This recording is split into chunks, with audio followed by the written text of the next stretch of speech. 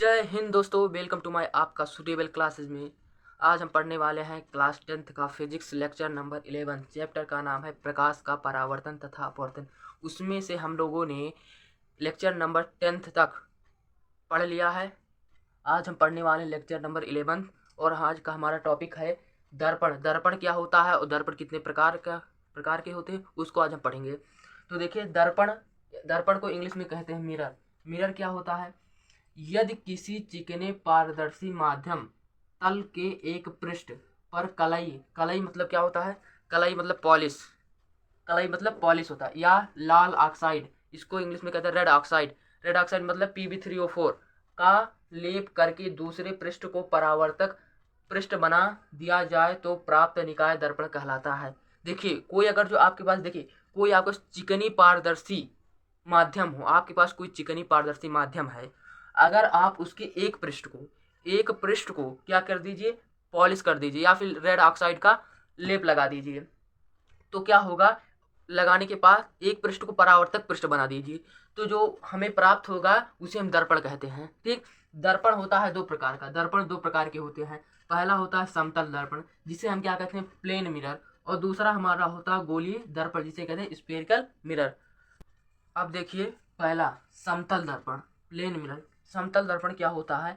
ऐसा दर्पण ऐसा दर्पण जिसका परावर्तक पृष्ठ समतल होता है, समतल दर्पण कहलाता है। यानी जो ऐसा दर्पण जिसका जो परावर्तक पृष्ठ एकदम समतल हो, यानी प्लेन हो। जैसे यहाँ पर देखिए, ये है हमारा, ये क्या, समतल दर्पण। देखिए, एक प्लेन है, पूरा सीधा है, तो इसको हम क्या कहते हैं, समतल दर्पण।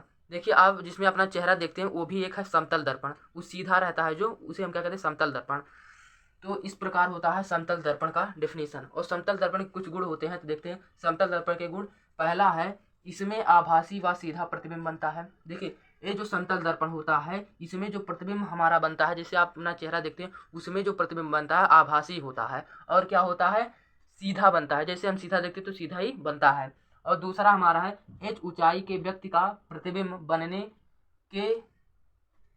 लिए बनने के लिए समतल दर्पण की ऊंचाई h/2 होनी चाहिए।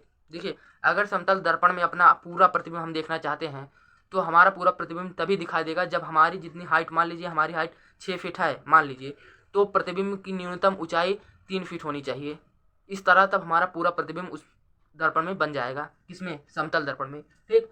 तीसरा है, प्रतिबिंब दर्पण से उतनी दूरी पर बनता है जितना वस्तु दर्पण से होता है। देखिए, जो हमारा प्रतिबिंब समतल दर्पण में बनता है ना, कितनी दूरी पर बनता है, जितनी दूरी पे हम समतल दर्पण से जितनी दूरी पर हम स्थित होते हैं, मतलब होते हैं, उतनी ही दूरी पर प्रतिबिंब भी बनता है। किसके? समतल दर्पण के अंदर। ठीक। अब चौथा मान देखिए, वस्तु व प्रतिबिंब को मिलाने वाली रेखा समतल दर्पण पर लंब होता है। देखिए, ऐसे मान लीजिए, देखिए समतल दर्पण, जो समतल मान लीजिए काल्पनिक रेखा है, समतल दर्पण मान लीजिए काल्पनिक रेखा है, हम दर्पण के आगे खड़े हुए, समतल दर्पण के आगे खड़े हुए, तो जब हम चेहरा अपना देखते हैं और उसमें प्रतिबिंब, अगर जो उससे और इसे सीधी एक रेखा डाल दी जाए, काल्पनिक रेखा, तो वो रेखा जो होता है समतल दर्पण पर क्या होता है, लंब होता है, यानी 90 डिग्री का कोण बनाता है। तो ये इस तरह होता है समतल दर्पण के गुण।